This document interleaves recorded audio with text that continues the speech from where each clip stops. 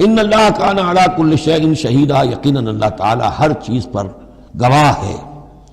اب آئی ہے وہ آیت، اصل میں کانٹے دار آیت جو ہے، جو عورتوں کے حلق سے بہت مشکل سے اترتی ہے، کانٹا بن کر اٹک جاتی ہے۔ الرجال قوامون علی النساء، یہ تمہید تھی ساری، ایک سورہ بقرہ میں تمہید آ چکی تھی، علیہن لہن مثل الذی علیہن بالمعروف وللرجال علیہن درجہ، یہ کہہ کے بات چھوڑ دی۔ آگے آئے لا تتمنوا ما فضل اللہ بعضهم علی بعض، اور مزید اس کے لیے ذہنی جو ہے تیاری کر دی۔ اب آ رہی ہے وہ چیز جو چبھنے والی چیز ہے۔ الرجال قوامون علی النساء، مرد عورتوں پر حاکم ہے۔ یہ میں ترجمہ زور دے کر رہا ہوں۔ یہ قامہ جو ہے، قامہ جب علا کے ساتھ آئے گا تو کچھ اور معنی ہوں گے، قامہ بے کے ساتھ آئے گا کچھ اور معنی ہوں گے۔ قامہ بے کسی شے کو قائم کرنا، کونوا قوامین بالقسط، اسی سورہ مبارکہ میں یہ آیت آ جائے گی، کونوا قوامین بالقسط، عدل کو قائم کرنے والے بن کر کھڑے ہو جاؤ۔ قامہ علا، کسی کے اوپر، سر پر مسلط ہونا، یہ ہے گویا کہ ایک درجہ حاکمیت ہے۔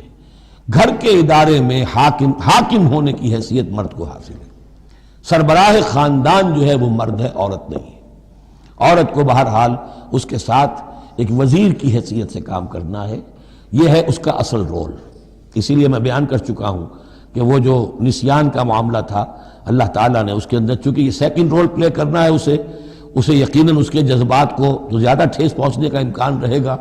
آدمی کو، ہر انسان، مرد بھی چاہتا ہے میری بات چلے، عورت چاہتی ہے میری بات چلے۔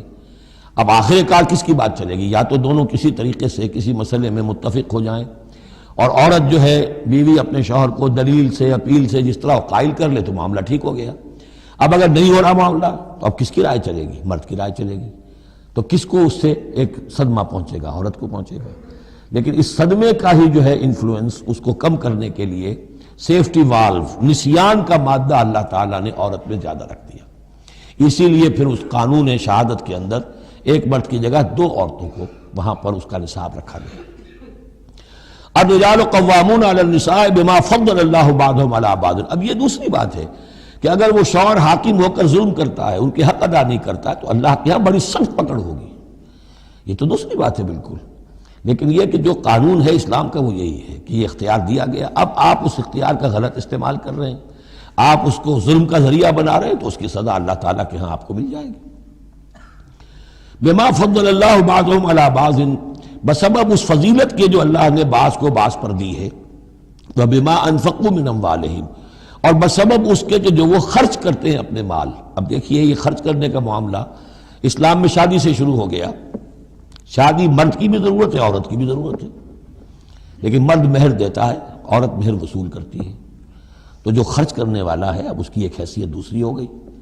پھر گھر میں اس کا نان نفقہ پورا جو ہے، اس کا خرچہ، اس کی ذمہ داری، اس کو سپورٹ کرنا شوہر کے اوپر ہے، تو اب وہ مال خرچ کر رہے ہیں۔ بما انفقوا من اموالہم، فالصالحات، تو نیک بیویاں کون ہیں؟ جو کہ ایک یوں سمجھیے قرآن کے نزدیک ایک عورت کا جو اچھا کردار ہونا چاہیے، ایک خاتون خانہ کی جو بہترین روش ہونی چاہیے، وہ یہاں 3 الفاظ میں آئی ہے۔ فالصالحات، نیک بیویاں، قانتات، ایک تو فرما بردار ہوتی ہیں، شوہروں کی فرما بردار۔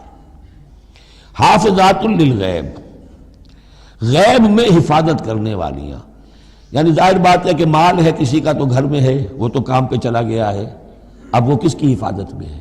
بیوی کی حفاظت میں ہے۔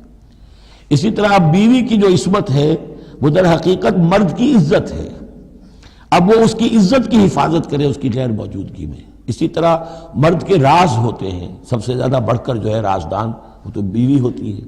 تو 3 اعتبارات سے حافظات للغیب، حافظات للغیب، غیب میں حفاظت کرنے والیاں، حفاظت کرنے والیاں شوہر کے مال کی، شوہر کے رازوں کی، اور شوہر کی عزت کی۔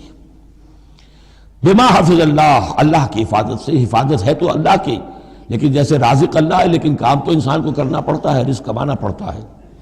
واللاتی تخافون نشوزہن، اور وہ خواتین کے جن کے بارے میں تمہیں اندیشہ ہو جائے ان کے اندر سرکشی کا، ضد ہے، ہٹ دھرمی ہے، بات نہیں مان رہی ہیں، اپنی بات منوانی ہے، کسی نہ کسی طریقے سے گھر کی فضا خراب کی ہوئی ہے، یہ ہے نشوز۔ ذہناً تسلیم نہ کرنا کہ میری حیثیت جو ہے وہ بہرحال شوہر کے تابع دار کی ہے. اس کو اگر تسلیم نہیں کریں گے تو ظاہر بات ہے فرکشن ہوگی، اور فرکشن جو ہے اس کے نتیجے کے اندر وہ گھر کے اندر جو ہے وہ ایک فساد پیدا ہوگا. واللاتی تخافون نشوزہن فعظوہن، تو ان کو پہلے تو نصیحت کرو. واہجروہن فی المضاجع، دوسرے تنبیہ کے طور پر ان سے تعلق اپنے بستر علیحدہ کر لو، اور ان کے ساتھ وہ تعلق زد و شو جو ہے کچھ عرصے کے لیے بند کر دو. وَاضْرِبُوهُنَّ، اس پر بھی ٹھیک نہ ہو تو انہیں مارنے کی بھی اجازت ہے.